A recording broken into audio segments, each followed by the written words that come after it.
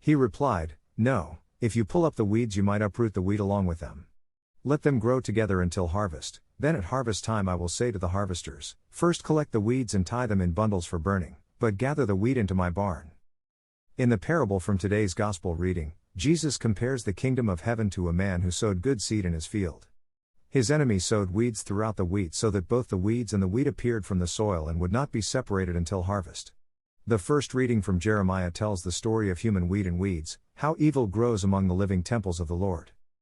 Help me understand, God, that there are people today who do exactly as people did in the first reading, people who are to steal and murder, commit adultery and perjury, burn incense to Baal, go after strange gods that you know not.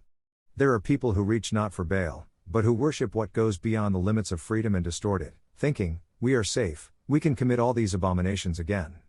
God, help me remember to pray for peace and conversion of heart so that all will worship you alone.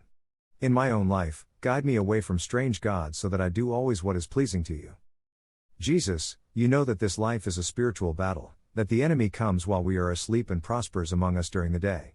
Can I trust that in me you see a little child, whose fears and anxieties you can scatter with the touch of your hand and a whisper of reassurance that you are ever present?